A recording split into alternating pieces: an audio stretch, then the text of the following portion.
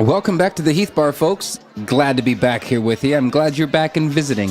The Heath Bar is just not the same without people in it and around it, through it, any other kind of direction you can think of. That's kind of how it works. Pubs and bars and gathering places of the public are better with people. You interact, you talk, you get to know each other.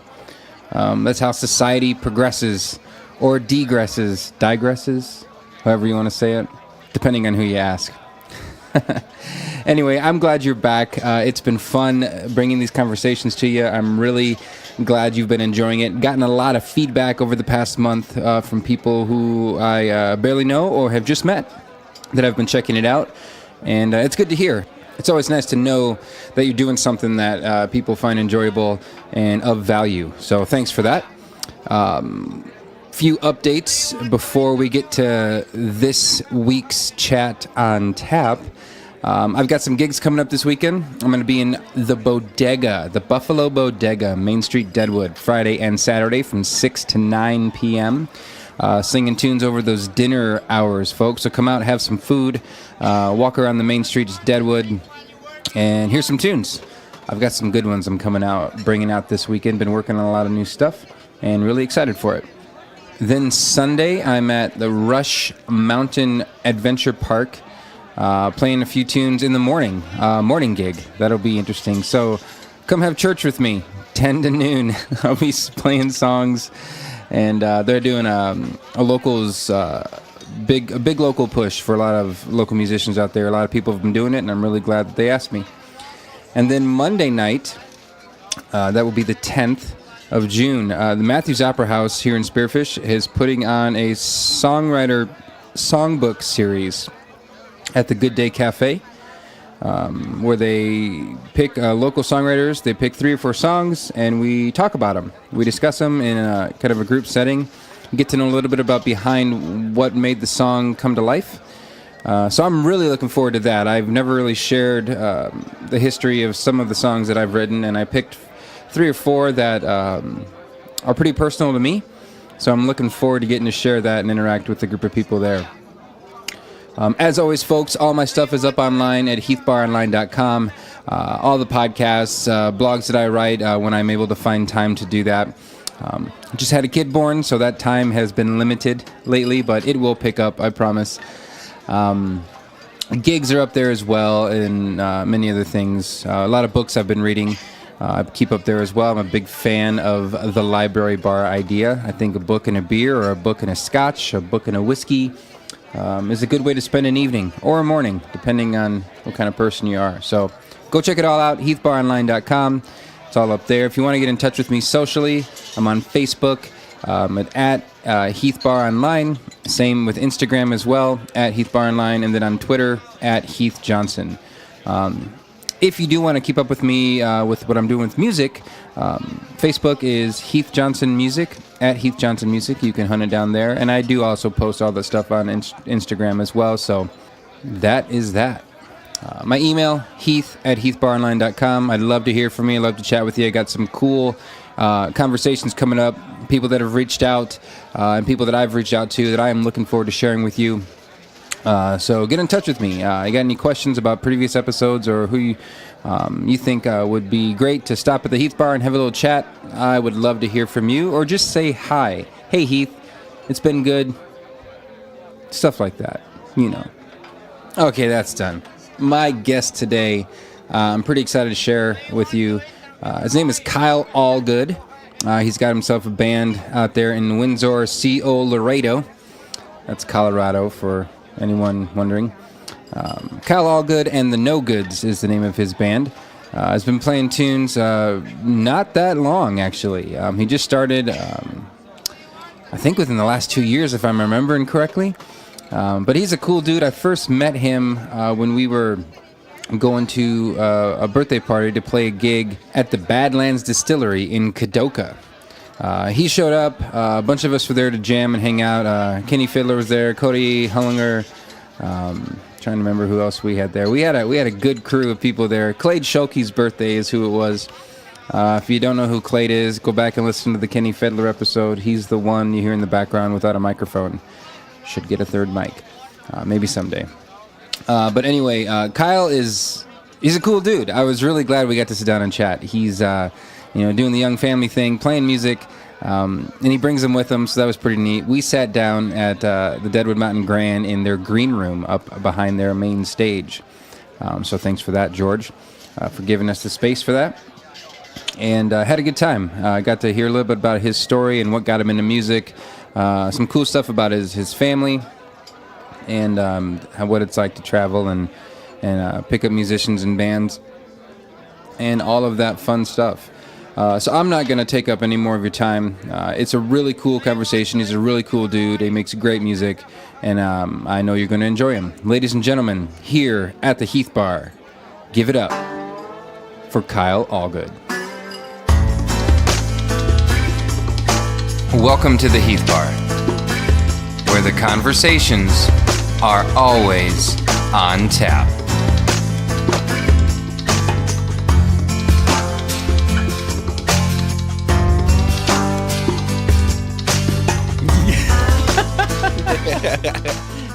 Sometimes awkward people make for the best musicians, though. Oh, they're phenomenal. Were they on your album? No, these guys weren't. Those were hired guns on the EP. Okay. No, these guys are a mix between a reggae band, a rock band, and that's why it was crazy how we got the sound. Is that it's off the wall. Yeah, like everyone that came together, and even when we first started, it was we had to weed out the reggae a little bit, where it was a little too. Oh, you're like, hey, yeah, it was a little too. Let's stop going on the 1 and 3. Yeah, yeah, exactly. That's funny. Well, cheers, dude. Let's do this. Yeah, absolutely. Welcome to the Heath Bar, man. Thank you very much. Enjoy your morning coffee. This is good, dude. We were talking a couple days ago about being morning people. Yeah. You're up usually about 5:30? Yep. I woke up at 5:30 today. Yep. And I was just awake. I was like, well, getting up, going. And I wasn't always that way. I was like 11 o'clock, I'd be finally rolling around. But about a year and a half ago, everything changed. And I just started waking up early. Has that always been your thing? It's always since... see, I went to the natural gas field when I was 18, around that time, and it's my eternal alarm clock's been 5 o'clock for like the last 11 years now. Even if you want to change it, like I went to bed at 1 last night in the morning. I was still up at 6. Like my god! It doesn't turn off. So you can't even like oversleep when you need it. No, like it's just there. Mm-hmm. But then at 10, 11, I'm you're ready. Getting a little drowsy, but take some naps or some Red Bull or whatever it is that keeps you awake and. That's it. They say Red Bull's bad for you, man. I don't know. I don't drink it. I haven't had one in a long time, but I prefer naps. They're pretty good. So. This is a great way to start the conversation, right? Talking about sleep. Let's talk about naps. Oh man. So, Kyle, welcome to South Dakota, man. Hey, yes, it's great. This is not the first time you've been in our state. Nope. But is this your first time playing in Deadwood? Deadwood, actually, yes. Okay. Yep. Okay. Up here at the Grand, which is one of our favorite places to play and everything like that. It's a cool, pretty sweet venue, man. So we first met. I love the story of how we met because it's a lot of people don't believe me or they want to find out they want to hear it because I first met you at Clade's birthday party. Was it a year, 2 years ago now? Yeah, a couple years at the Badlands Distillery. Yep. In the 6-shooter sessions. In Kadoka, right? Yep. In the 6-shooter sessions that we were doing with Kenny and Clade and all them.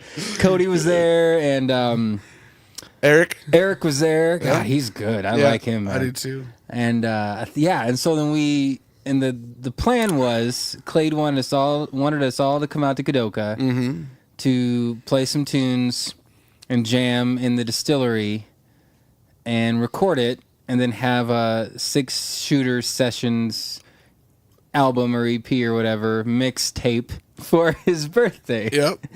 And they recorded it, and I'm pretty sure none of it sounded good. Because I haven't heard it. I haven't heard about it either. I asked one time too. Did you really? I asked Kenny one time. I go, "Hey, what about this? I thought that was going to be recorded." Yeah, that's That's Clyde's deal. That's got nothing to do with me. I'm leaving that alone. I'm not touching that with a 10-foot pole.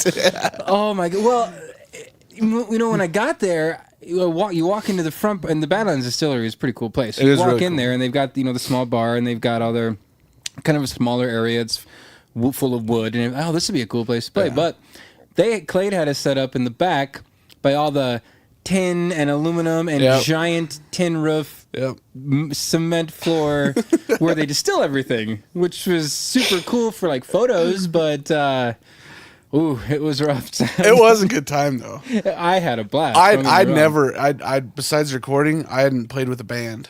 Like I was still doing solo stuff. So when everyone jumped in, when I played my 3 songs, it was like, no, that's not right. Wait a second. That sounds terrible. No, just let me do it. Everybody shut up. Yeah. Go and listen.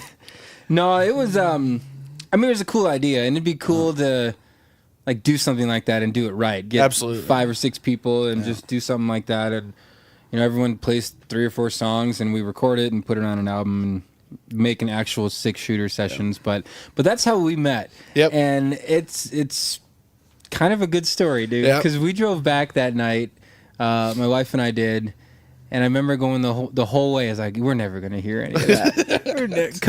Cody was playing. He had his Epiphone. Ran through his amp and then ran through the soundboard that they were recording from. And it was just nothing but like pops and gravel, and you couldn't even hear that it was a guitar. But I didn't hear it. I didn't hear any of it. Oh, you didn't get to hear it? No, I didn't hear it. Nothing. There was a video that floated around, and that was literally it. Oh, right.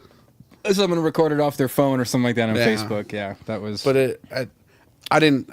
It was still... I would still do it all again. Yeah. For, meeting you guys and the contacts I've had. I would do it all over again. Oh, plus it's Clay's birthday. You kind of have to, it's...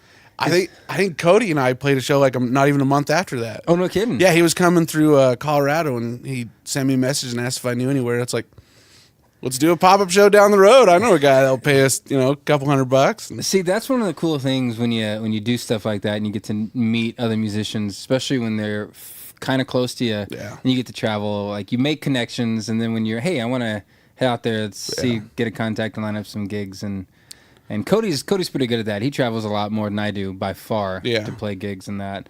You probably travel more than I do. Maybe not, but I hear your name a lot out the Colorado and Wyoming area and everything, and see your stuff. But what got you into music in the first place? Is it a family thing? Yeah, well, it wasn't so much a whole family thing. It was my dad. He was in a band, and he traveled around Idaho playing with his buddies, and they were more or less, not a cover band, but that was just kind of what they did. Mm-hmm.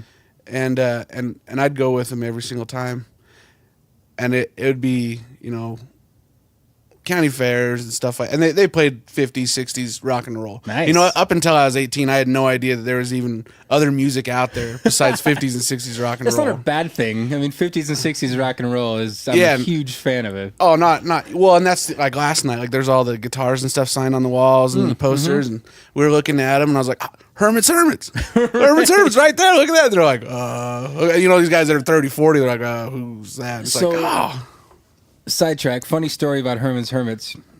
This is the second time that band's been brought up to me this week alone. Really? Which I haven't heard the name of that band in years. That's an omen.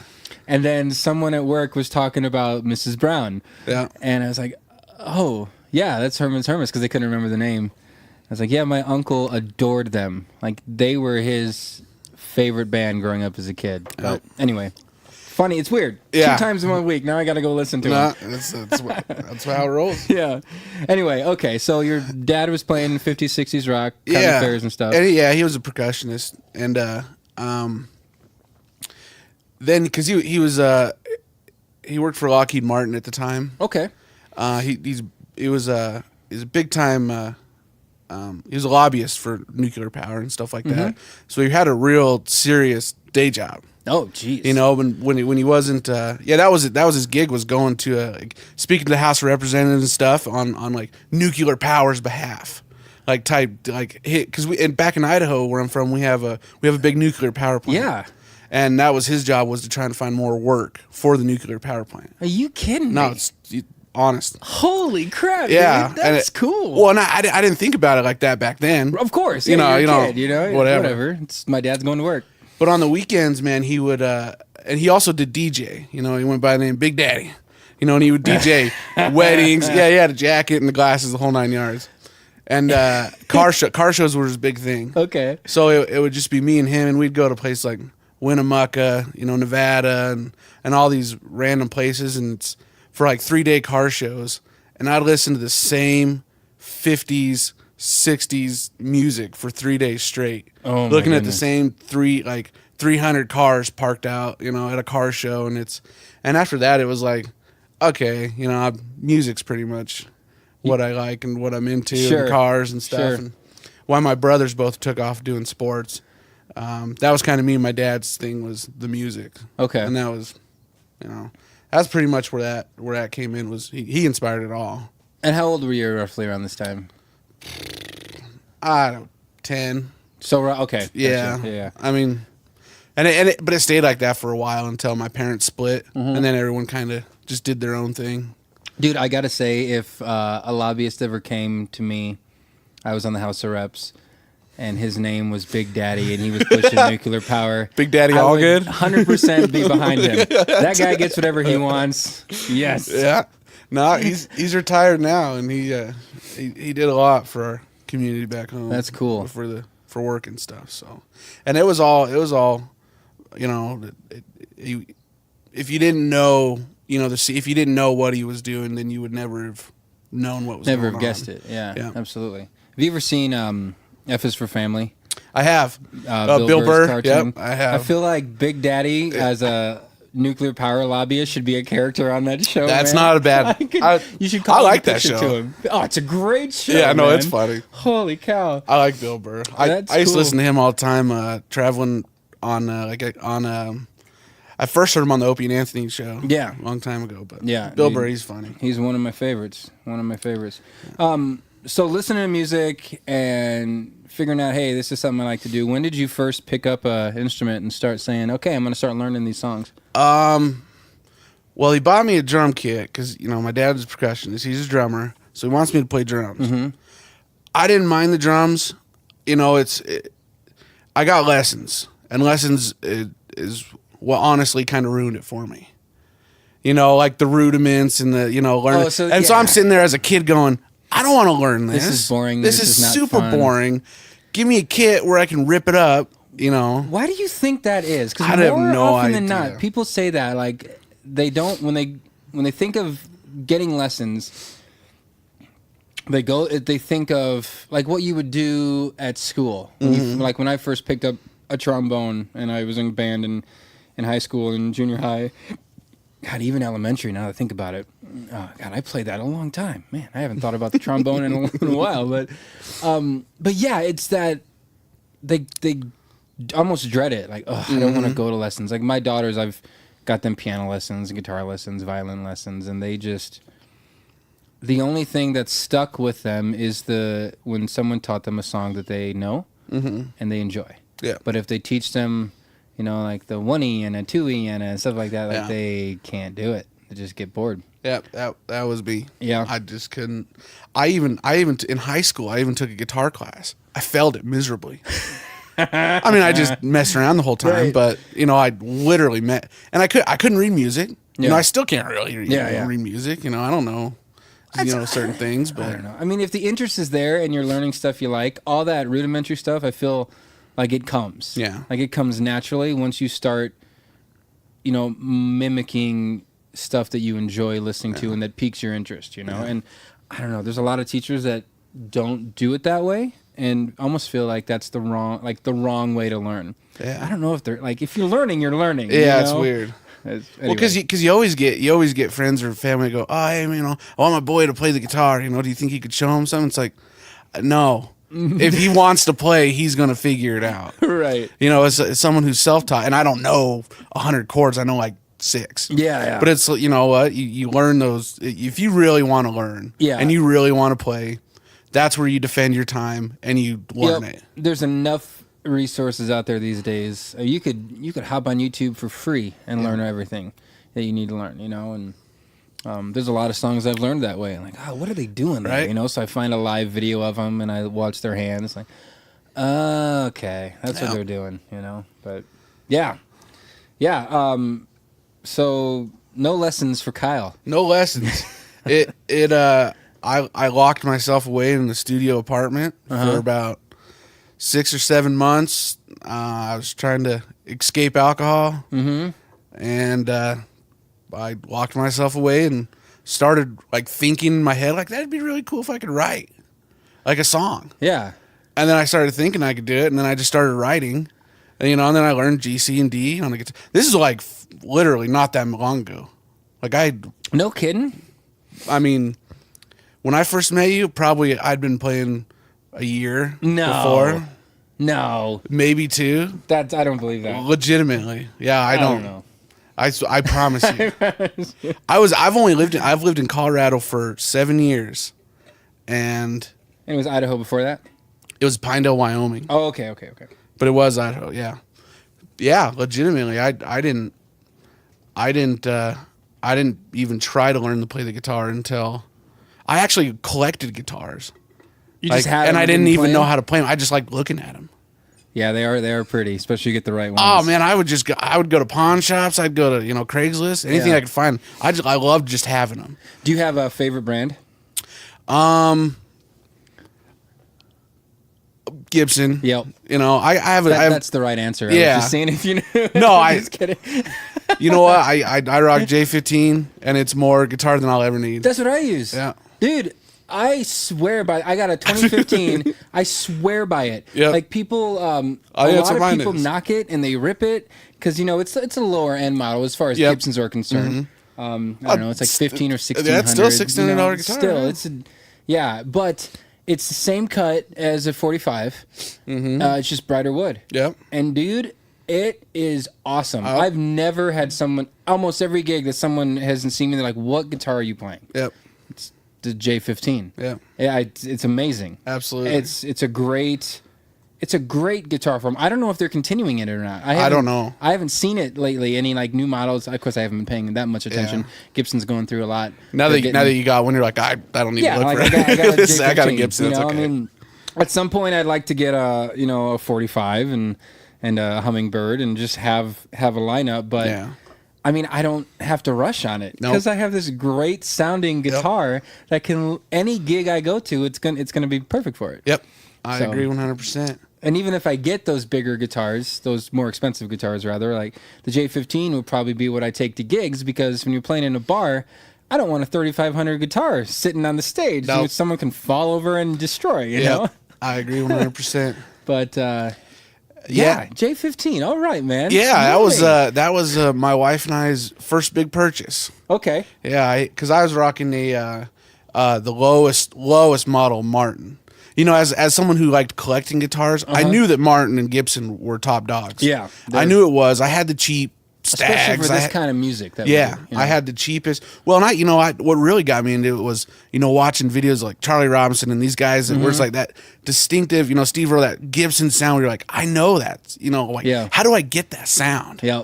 And I didn't realize that till I got the Gibson because I bought a Martin for like $400. Finally, I was like, I'm not going to be cheap anymore.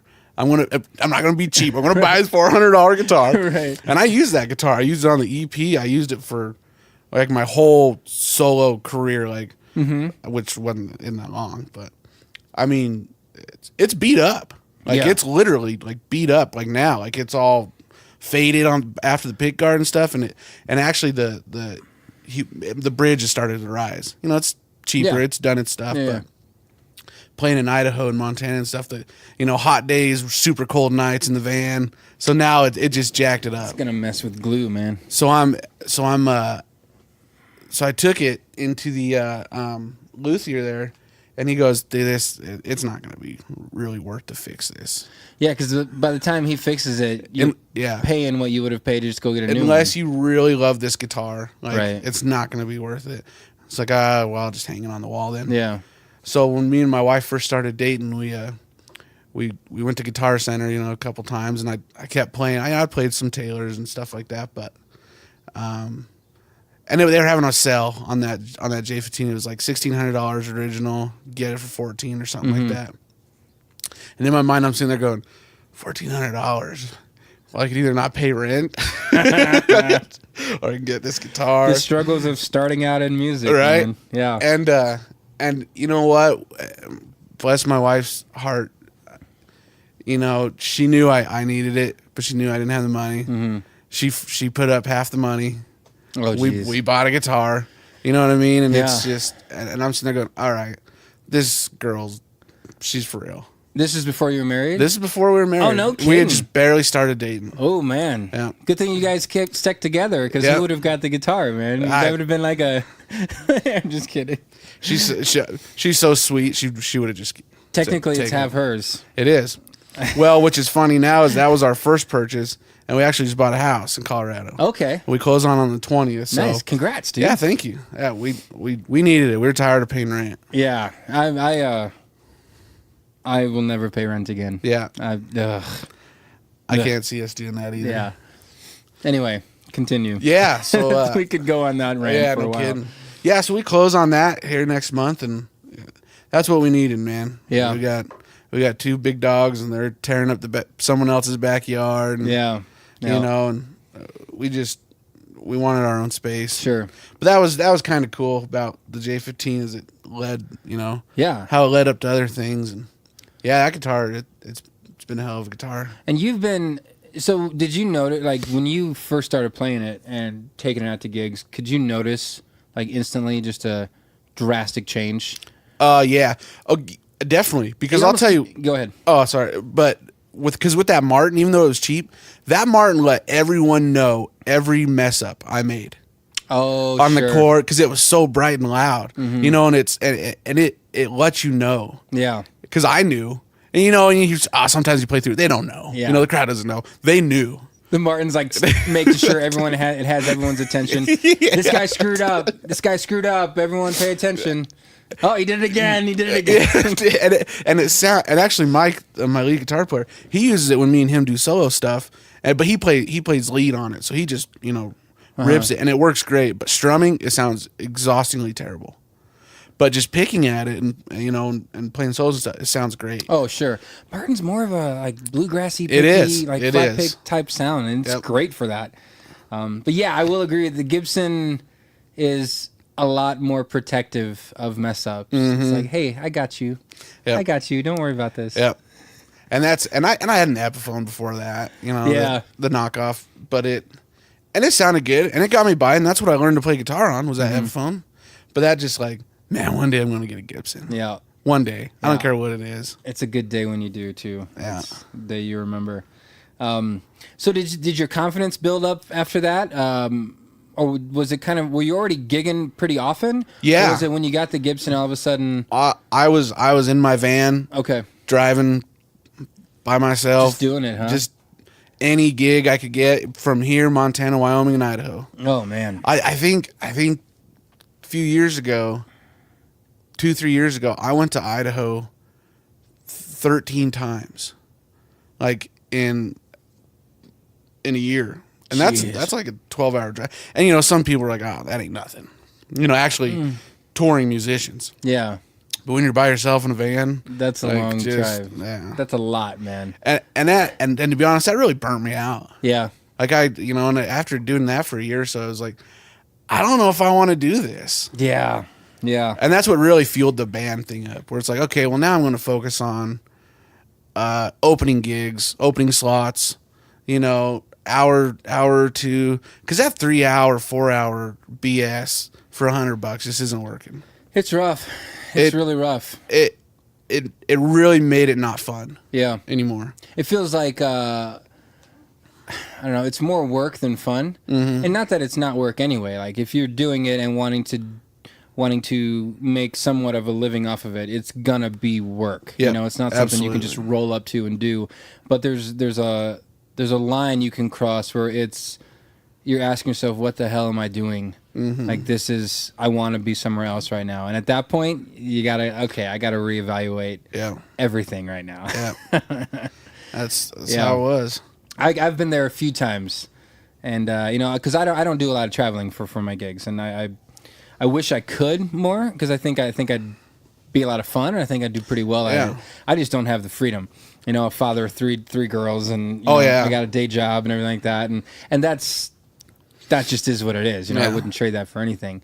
But I always wonder, like, would I hit that burnout phase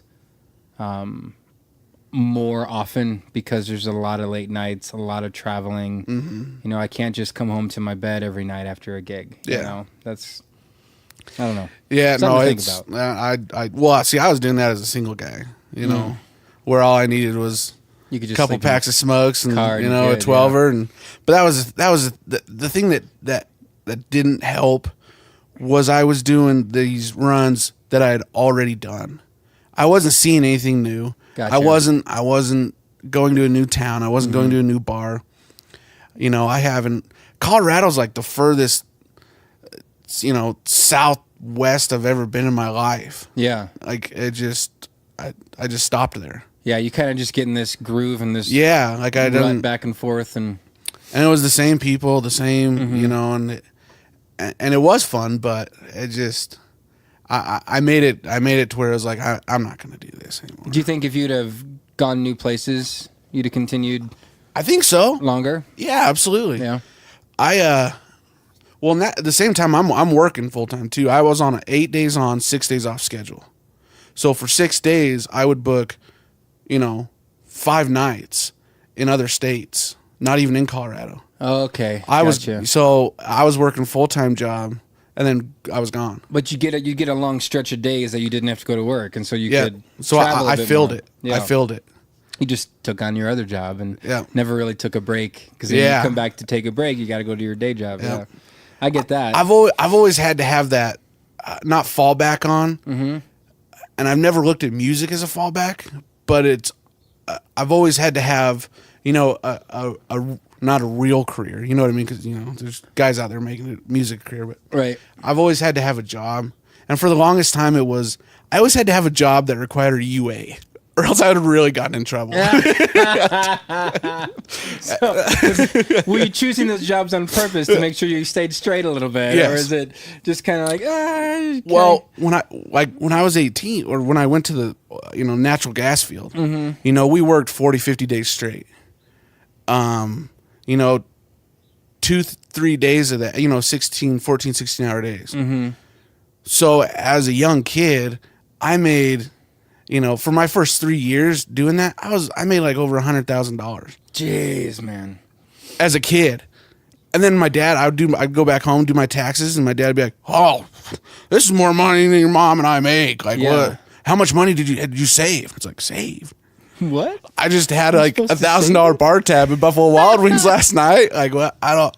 And so that really ruined me, for making money. Like, I didn't value $1. Sure. But I always had a job. I always worked really hard for my money. I always had money, but I was always working. Really. But when it comes easy, you don't see the need in keeping it. No. Sure. It was gone. Yeah. It was gone before I even. And then it came to like how to keep the lights on. It's like, oh, keep the lights on. I got like $10 left. I was living to paycheck. Yeah. But in between those paychecks, life was good. Yeah. Like, it was great. Yeah. Like absolutely. that. No complaints. I can see that. Yeah. God, that's 18, 19 years old? Dude, Something like that? I haven't stopped. Like, it's the same. Geez. My very first day of work, I was like, I will not be in the oil field. This is not the career I want. This is not what I'm going to do. And literally, it's like 12 years later, and I'm still in it. Yeah. You get you, man. I'm so used to. I've tried moving back home a couple times, and going like, I'm done with it. I want to go get a normal job. I got a job installing garage doors for like $8 an hour, and then I got that paycheck that was like $150 for 2 weeks. It's like, what am I doing? in the oil field, beep, boop, boop. Hey man, you still work for it? Can I get a job? Yeah, come tomorrow. Okay, I'll be there. Yep. You show up and you're back making $5,000 a month. Dude, so for a while, 2 or 3 years, I gigged and I bartended twice a week, and that was how I survived. Nice. Raising two daughters, like it was an intense couple years, and the day I got my day job was it changed a lot for me. Yeah. But it was one of those things where it's like I can now gig when and where I want to, instead of I gotta pay some bills. Yeah. So I was taking every little tiny gig I could find, you know, and that was I don't know, it was a good experience. It's kind of cool to say for a couple years in the Black Hills, South Dakota, I made it work as a musician. Yeah. No, that's not something cool. Everybody can do, you Absolutely. know?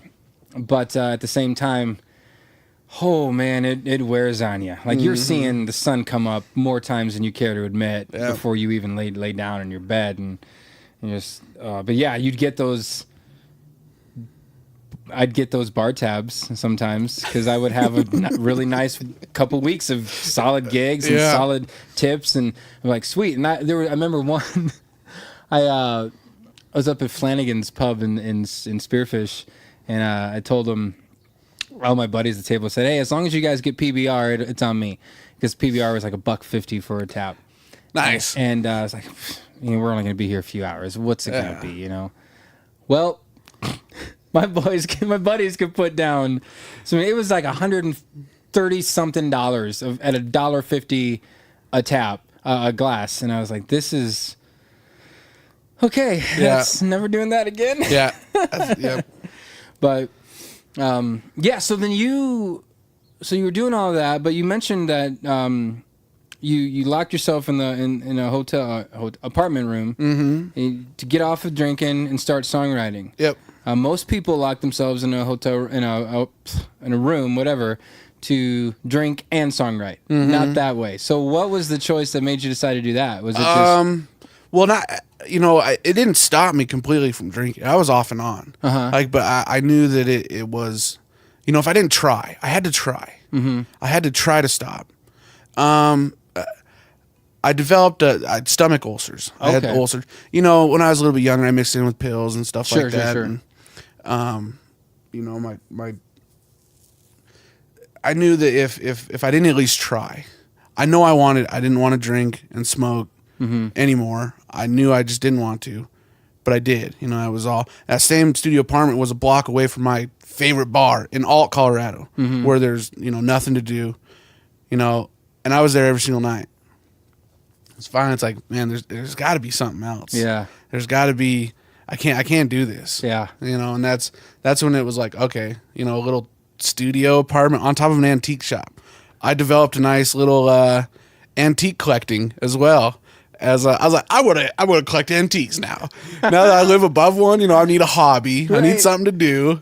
So every day when I'd go home, I'd stop in the antique store and I'd ask the gal Terry, "You got anything cool?"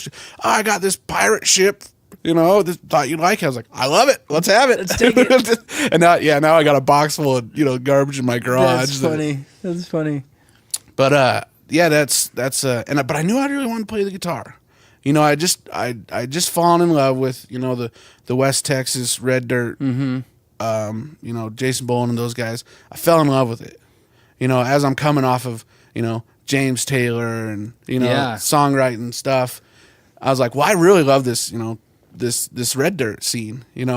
Reckless Kelly and Mickey Motorcars. I grew up 50 miles away from them in Idaho. Oh, geez. Yeah. Okay. So like we're all kind of in the same little. They're backwoods though. They're up in the mountains. they're way more backwoods than I ever was. But and that's where it's like, okay, I'm going to learn it. And the chords were simple. Yeah. G, C, and D. It seemed reasonable, but I couldn't sing. I've never enjoyed my singing voice. I never could do it. And the only way that that I got better was getting in front of someone and doing it. Because as I practiced I learned wagon wheel like everyone learns 100 times. Like that's what really like that really helped my movement of my fingers, and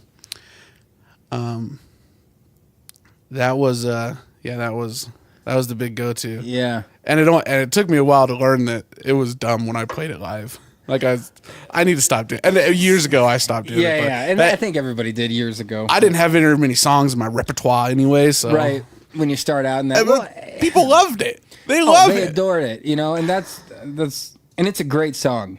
Like that's one of the things. It's one of those songs that just got killed too many times. People just you'd go to every time you went out, whatever live musician was up there, they played it.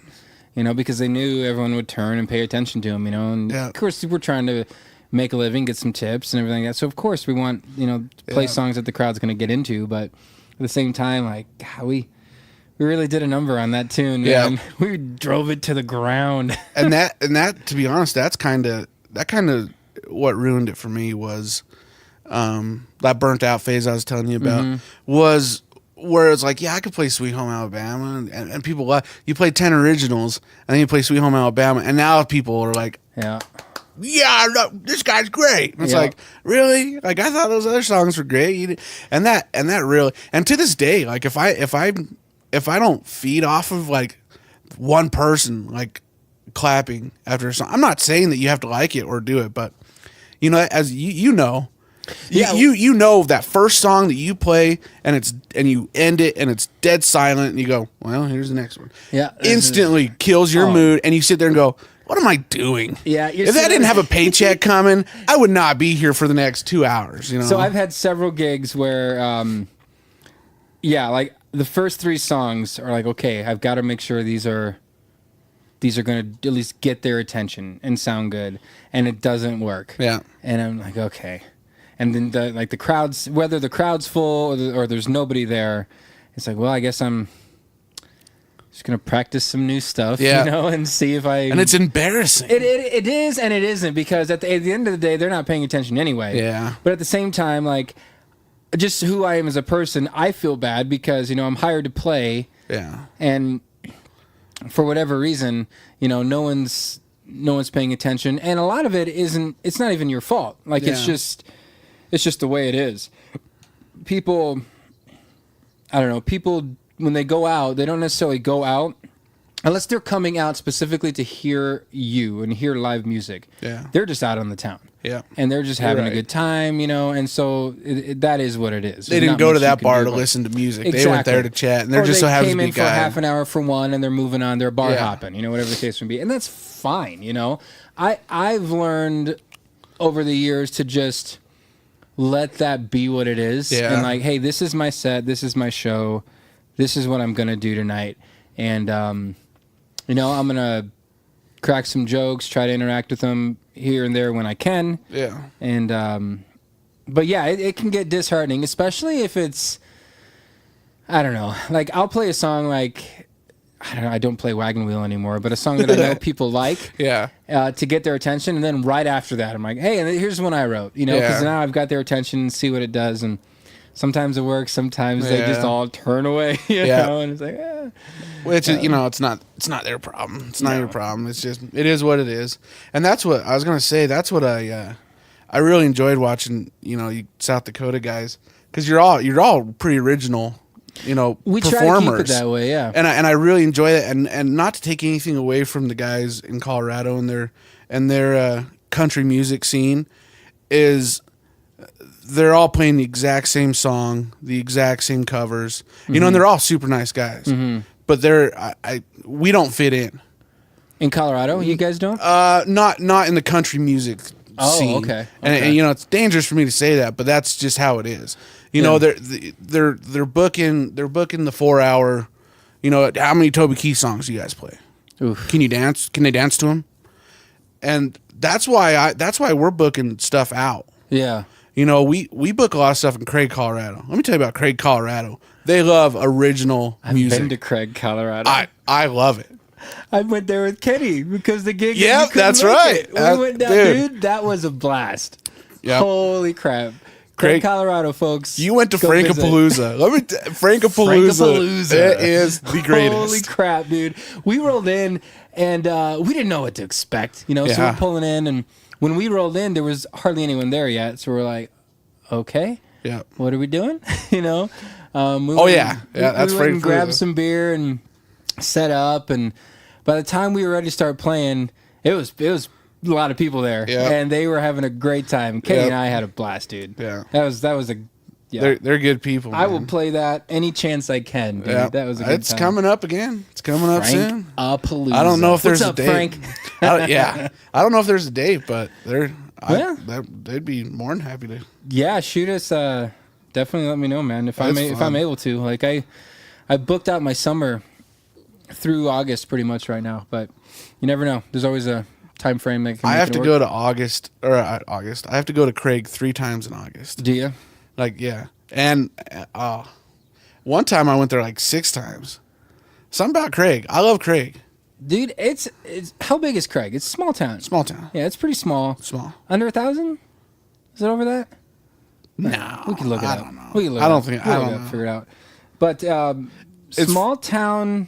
small towns like that is where I think original songwriters thrive because it's people that, you know, this type of entertainment doesn't always roll through town. Absolutely. And so they're excited that you're there and they're excited that you are sharing with them stuff that you've created. Yep. It's like an artist, you know, a painter or anything that rolling through town. It's like, wow, you made this? Yeah, I made this. And they appreciate it a lot more versus the same damn honky tonk in a city that has the same cover band with a different name every week coming through and playing the Toby Keith tunes. You know what I mean? Yeah. And not that there's, I mean, people want to make a living, you know, so that is what it is. And that, you know, I get it. And hey, if you're good at that and succeeding at it, more power to you. Yeah. It's just not my thing. It's not mine either. Yeah. And that was a big part of putting this band together was we're not going to do that, and we're going to book half the gigs because of it, and we're not going to get you know, we're not going to play every weekend because of it, but that's okay. And I'm more than fine with that because. And I don't want to say that we've turned to folk because that's the problem is too many guys like myself in that position where like, well, it's a dangerous time to claim country music. So we're going to go to folk and the folk guys are going, hey, you don't come over here. Don't use that as an excuse. Don't take it. So you know why? We added a mandolin. Now we're Americana folk. Right. You know, and we get those, you know, those cooler gigs. You know, we play a lot less, but you know, we get bigger, you know, cooler stuff. We play a lot less, but we're not going to be that 3-hour, 4-hour cover band. We can't do it. I'm not going to do it. So I'm reading Willie Nelson's his biography. It's a long story. Nice. The latest book he put out, and the chapter I was reading last night. He was talking about all the different categories in music and everything like that, and he was talking about how in his idea they blend a lot more when he's putting stuff together. Like he doesn't think about it as, you know, this and this and this. Like there's jazz and blues and country all influenced into the stuff that's coming out, you know. And that's the case maybe. But yeah, I mean, like you were saying,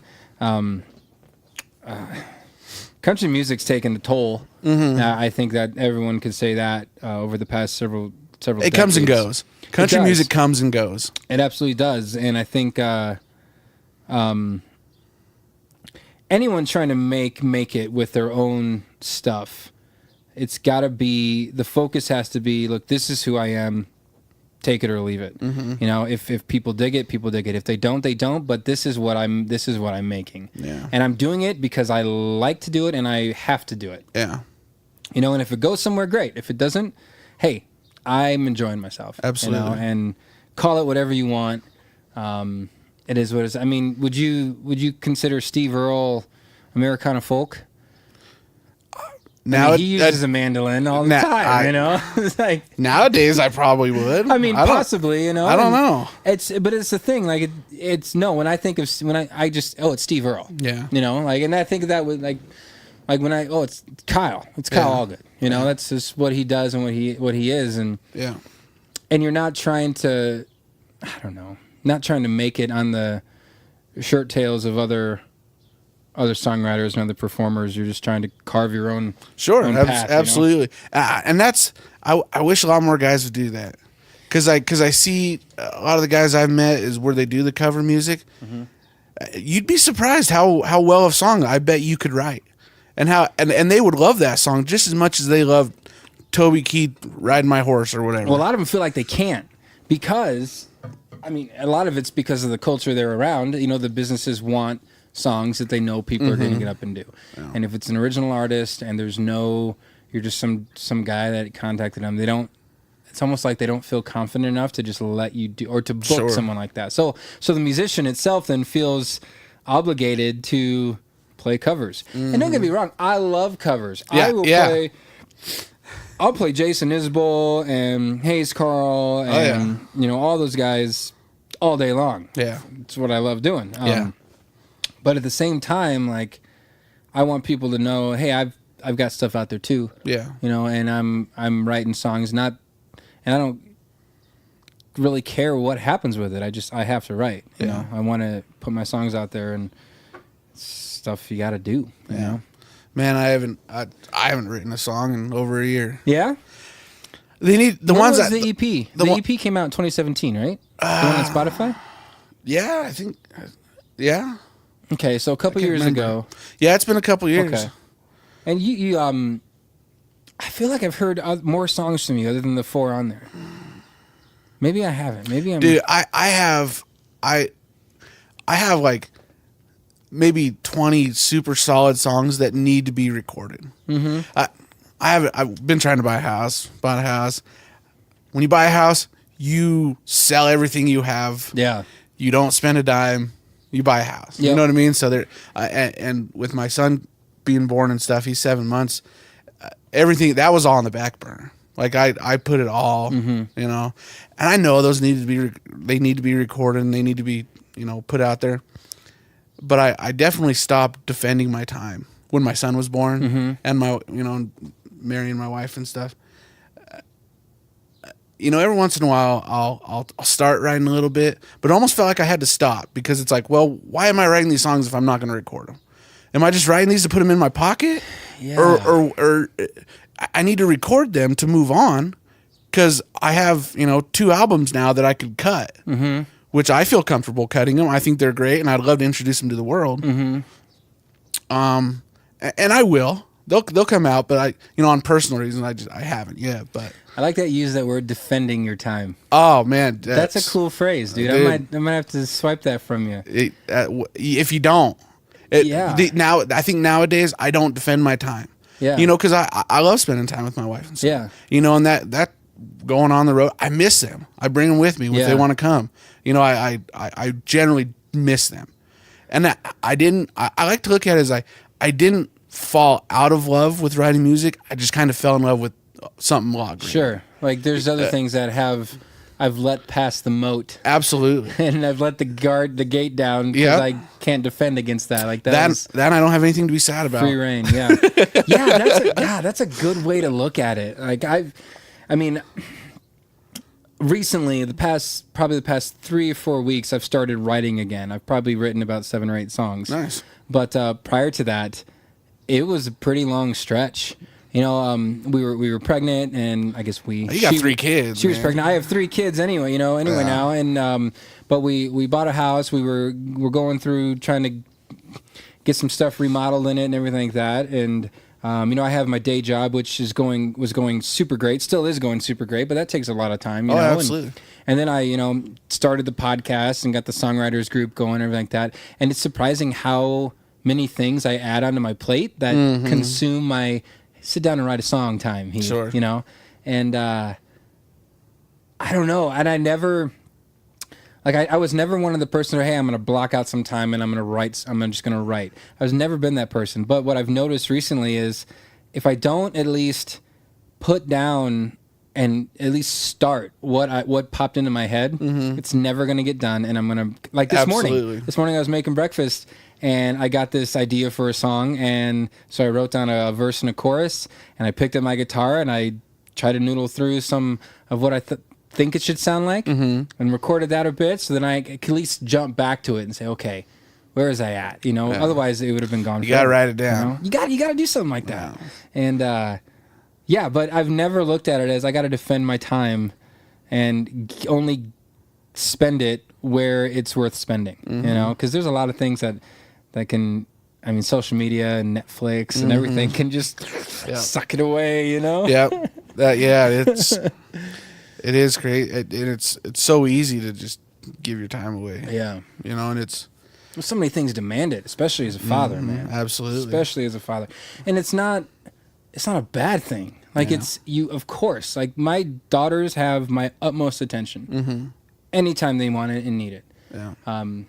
And yeah, that means certain things I love and want to do are going to be sacrificed. Yep. And I was talking with, have you ever been to the Wild West Songwriters Festival here in Deadwood? I have not. For that? You should come up one time. That'd be great. But I was talking with one of the guys. Oh, what was his name?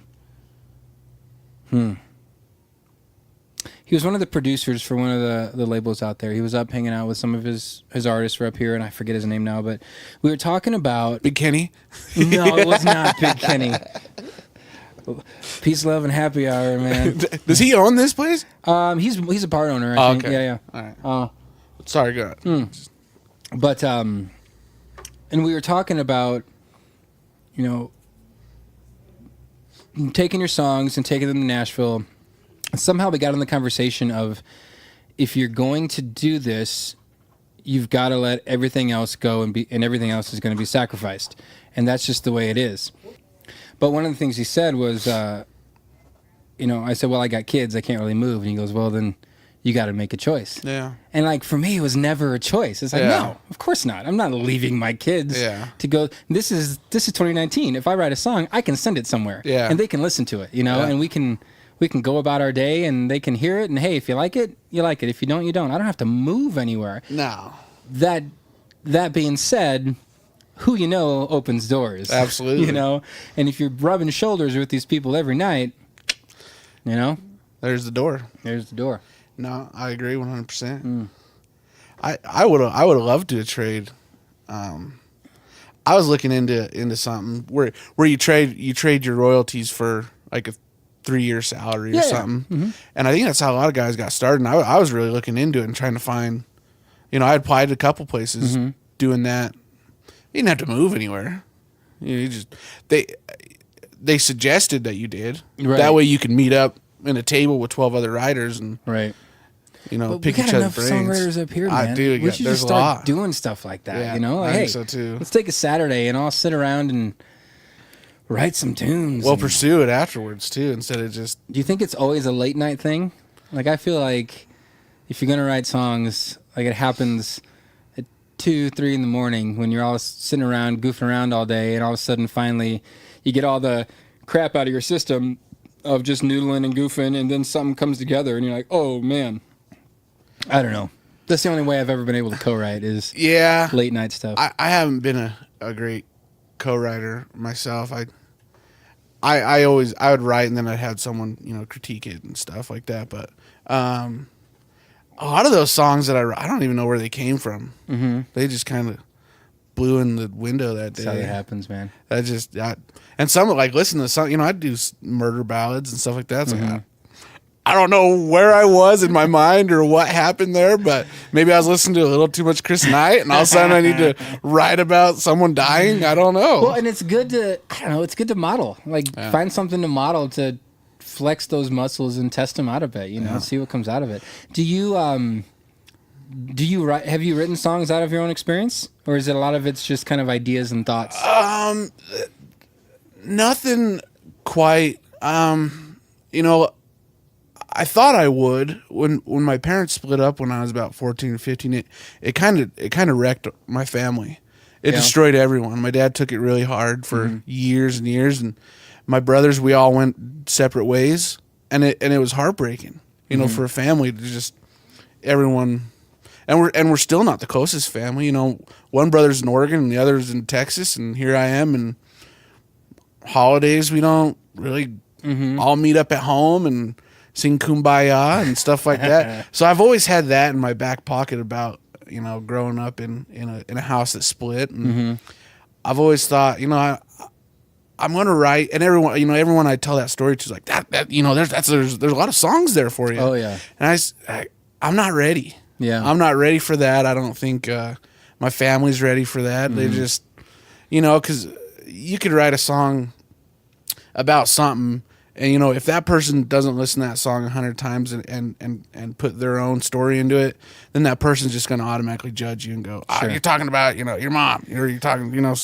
And so I never went there, and I probably will one day, but for the most part, it's kind of been other people's stories or time. It hasn't been my own.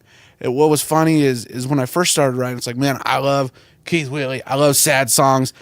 I have a broken heart too, you know, which was always my own demise. Like I never could keep a relationship longer than a I've month. got one of those. Yeah. It's beating in my chest right now. Yeah. And so I was like, well, I'm going to write heartbroken songs because that's what I know. I get drunk, I get sad, and I'm going to write sad songs. Yeah. And I started writing, and every song I wrote was about love that went right and a happy couple and everything. And it took Josh Olson, who actually produced my EP, goes, dude, that's just your idea of love. That's what you want. Like, that's just, and even though you don't know you're doing it. Yeah. Because in my mind, I'm like, well, I hate you. You cheated on me. You're with Billy. I'm going to kill you. This is what I have in my head. But all of a sudden I'm writing, I love you, babe. You know, it's like, what? I don't know where that came from. What is going on? Yeah. My hand is not listening to my head. Yeah. And then he's like, dude, don't fight it. Just go with it. Yeah. Just do it. And that's what I've done ever since. And I have yet to write a sad, heartbroken song. And I don't think I will. So I write about 4 or 5 years in the past. Like when I write a song, it's from how I was feeling about 4 to 5 years ago. And I think it's because it takes me that long to process through what I was feeling and what I was thinking. You hadn't lived long enough type deal. Yeah, so I'm just like, wait, what was that? You know, and I started to think back on it. And it was funny because when I first started dating my wife, there were a lot, and you know, we were super happy in that, and a lot of the songs were sad and like, you know, those type of angry heartbreak, you know, songs and everything like that. And she goes, are we okay? And I was like, it's hard to explain that. This has nothing to do with you. She's like, so you're writing a song about, I'm like, yeah, it's years ago. Poetic license. Getting it out, you know, got to get it out of my system and move on with my life. But that is the hard part. People read it, especially people close to you. They read into it like, because they're trying to know, like, hey, you know, they're seeing how you're feeling and what you're thinking, like they should, you know. But yeah, I wrote Mother's Crown. It's a song about listen to that. A crazy gal and her crazy mom. You've met them 100 times. Everyone's you met know them. Who they are. I know exactly. You know the mom who they hasn't are. grew up. And I released that song, and it wasn't more than a day later. My mom goes, "Hey, did you write that song about me? Is that song about me?" No, Mom, it's not. That song's not about. That song's not about you, Mom. Don't worry. You know. Oh, geez. And after seeing like the reaction to that, it's like, you know, it's scary. Yeah. It's.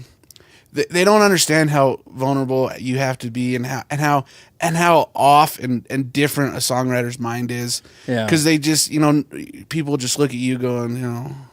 Well, it's hard on your sleeve stuff. You know, you're putting it out there, and I mean, my wife's at the point now she doesn't really ask. Like, I'll tell her if a song's about her or not, you know, but she doesn't really ask, and she doesn't take anything personal anymore. She's like, that's, you know, it's just how it is and what it is, you know. And I've written songs, like I wrote a song recently that's just about doing the day in, day out work stuff, wishing you could be free and do more, you know, because sometimes I feel like that. Yeah. Sometimes I'm like, God, my days are all the same, and my day job is, I love it and it's great, but I mean, if you do anything long enough, you're gonna want a break and to do something different. And so I wrote about it and put it out there, and it has nothing to do with me wanting to actually run away and leave everyone, you know. It's just that feeling of excitement, you know. That's how it came, that's how it was expressed in those words at that time. So yeah, man, I understand exactly what you're saying. Yeah. So plans to come back to Deadwood hopefully after this weekend? Yeah, I love Deadwood. I love this town. There's a lot of places around here to play, so even if I wasn't playing, I'd still just come hang out and visit. Yeah, my family that I married into, they're big time car people. Oh, cool. And they come here for the big car shows and the Mustang rallies, and that's when I first met my wife, I was actually giving up my whole life in Colorado. I was going to move back to Idaho, crash on my mom's couch, and just travel in my van. Yeah. So I sold my truck, got rid of everything I had, and I had this van, this 2001 Chevy van. And then I meet my wife, and she's like, "Yeah, my family's big time Mustang, muscle car, 66 Mustang people." Mm-hmm. And it's like, nice. Well, I drive a van. Well, I have a van, but it's a super sweet van, and that's what my plan was. Is I downsized my whole life. I didn't own any. I never really owned anything that I couldn't just throw in the van and carry. But well, this is I'm already quitting my job. I'm going to Idaho. I got buddies in Idaho that are just doing the Idaho circuit, making a living. It's cheap in Idaho. It's cheap to live there. There's not much money there. Yeah, but that was my game plan. Like a week before, and I met my wife, and it's like, I promise you, I have nothing, but I'm gonna get it all back. Right. Or I'm not just a bum. It's coming. But in my mind, I was so ready just to be a bum. Yeah. And bounce off people's couches and and let other people take care of me while I was pursuing my my dream and stuff. And a lot of guys are still grinding like that. And I call it a grind. They're grinding. It's gotta be. I am so glad that I didn't do it, to be honest. I don't think I would and that was that's before I'm burnt out on doing this. Yeah. But I was gonna make it for a career because I didn't want to work in the oil field anymore. Right. So here I am now. I have a van, and I'd saved up for a PA system for a solo guy to drive around Idaho and play music. Mm-hmm. And that I am so glad I didn't do that. Yeah. And it's 10 times harder to actually work hard and accomplish things than before, when it was so easy for me to just go, that's not that big a deal. That's not that big a deal. I don't really care about that. Whatever. And it's been, and that's why I had to get sober for it. Sure. Because it was so easy for me to just, and I tried to get, when I first started dating my wife, I go, yeah, let's go down to the Bison and get drunk tonight, huh? She's like, okay. We get drunk. And I was like, this is great. This is fun, huh? No, this is not fun. I was like, yeah, you're not going to put up with this shit. Yeah. So it's crazy. I'm just saying. I'm just glad. I'm glad that I've worked out a balance. Yeah. Between music, family, and work, and I don't know. Like I said earlier, I just miss them. I miss them so bad. Like I miss them now. Yeah. Like I want to be with them, and I didn't fall out of love with music. I just fell in love with something 10 times more. Sure. I want to watch my boy grow up. I want to be there. I don't want to, not be there for him. Right. Or if I play, I want to take him with me and do that.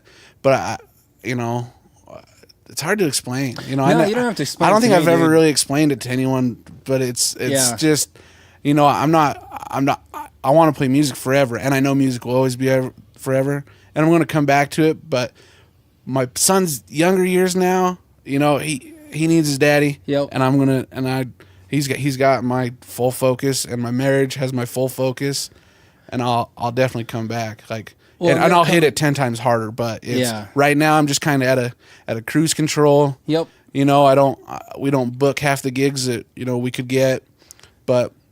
Well, and there'll come a time where they grow up and they want to do their own thing. Like my oldest are soon to be 13 and 12. Jeez, and I can imagine. Dude, it's at the point, like we have a great relationship. Yeah. Great relationship. But like on the weekends and stuff, they want to go hang out with their friends. Yeah. And that's, of course you do. Yeah. That's what I wanted to do when I was 12, Yep. And it's just one of those things, but it's because the last 10, 12 years of their life, I made a priority. Like, I'm going to be here for you. Yeah. I don't want to miss this, because then when you get to 12 and if all of a sudden now I have time to hang out with you and now you want to be with your friends, then it's gone. That time is gone. You can't get that back.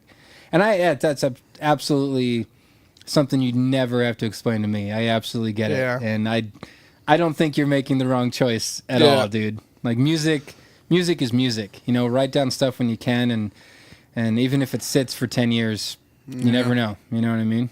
Yeah. So where can people find your stuff at? Where are you online and everything? It's on iTunes, Rhapsody, the whole 9 yards, all the major music outlets. Yeah. It's only just an EP, but website or anything? No website. I haven't done the website. I still haven't. I I could have a couple times, but I haven't yet. No real reason besides being lazy. Yeah, it's a lot of work. Dude. Yeah, I haven't gotten into it, and there's a lot of things that I don't do. Mm-hmm. That like I was telling you, the merch thing. Yeah, I have it. I don't put it for sale. I just say, hey, you want a T-shirt? Come find me. I'll sell you a T-shirt. Sure. I don't know what it is. I don't. It doesn't. It just is the awkwardness of trying to be a salesperson. Absolutely. Yeah, it's super. I don't want to bother anyone with my garbage. Hey. Yeah. You want to buy my shirt? There's some things that it hurts me in the long run when it comes to this business, but I'm all right with it, man. I have no problem with if this was my all-time full-time gig, like it would be sure. I'd be out there bothering everyone about it. But right now, I got and I didn't even put that stuff on iTunes or Rhapsody. My producer did. Oh, like okay. I didn't even care if it was out there or not. Yeah, I think I've gotten like one check from it, in 2 years, and it right. And when I was like, send me a check at $200. This is gonna sell. Right. Send me a check at $1,000. That's funny. 2 years later, it's like, send me a check at $128. I just want it, please. Just give me that money. Great. Yeah. Yeah, but other than that, man, there's some people ask all the time about a website or Yeah. I don't do it. You're on Facebook, Instagram. Yeah. You got all that stuff too. Kyle Allgood and the No Goods. And the No Goods. Perfect name for Kyle a band. Park came up with that. Okay, that's a perfect Opened up name for him, your and band. Man. I was like, we just go by Kyle Allgood. And he's like, no, not doing that anymore. It's Kyle Allgood and the No Goods. So, whatever, guy. Oh, that was so good. It plays, man. And that was just hired gun guys back then. It's easy to remember. It's easy to remember. So, yeah, Facebook, Instagram, I've seen you on there. You have merch at your shows. I do. After tonight, you're playing at the Grand here in Deadwood. Yep. Where is your next gig? What's next month? Next month's May. May and June are coming up. I know for a fact August. Like I said, we're closing on the house. There's a lot of stuff I have. Yeah, you got to put some stuff on hold. I took a few months off when my kid was being born, and it's like I just got to take a break. Yeah, there's a couple months here where we don't, but July 1st will be the Greeley Stampede. Okay. In Greeley.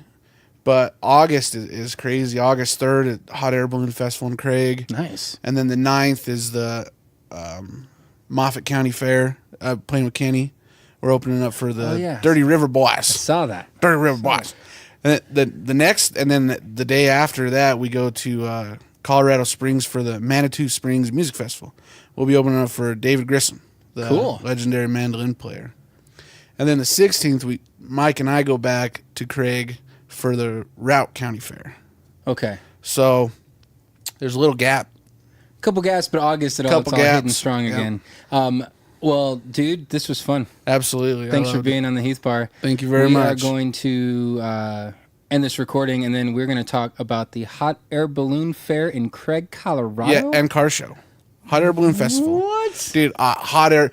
I'll book gigs for I like it when the band brings their family. I'm just impressed that Craig, Colorado has a hot air balloon festival. I put on the event thing, like 300 people are interested in the event, and like 50, 60 people like confirmed coming. Like that's how big like that. That's amazing. It's legit. That town impresses me more and more, dude. My band is pumped about the Hot Air Balloon Festival. Literally. Any gig I can get to bring the kids and the family. Oh yeah, dude. I'm all for it. 100%. That's cool. Like even last night here at this bar casino, brought in my 7-month-old baby. Anyone got a problem with it? Come tell me because he's staying. Yeah, no, it's good. Well, cheers, dude. This is great. Absolutely, bro. Yeah, man. Thanks, man. Cool. Thank you. Good times. That's Kyle Allgood. Hope you enjoyed his conversation. Check out his music. He's on Spotify. Got a good EP up there, and hopefully more tunes coming soon. Shoot me an email. You want to get in touch with me, folks? Heath@heathbaronline.com. Hope to hear from you soon. Until next time.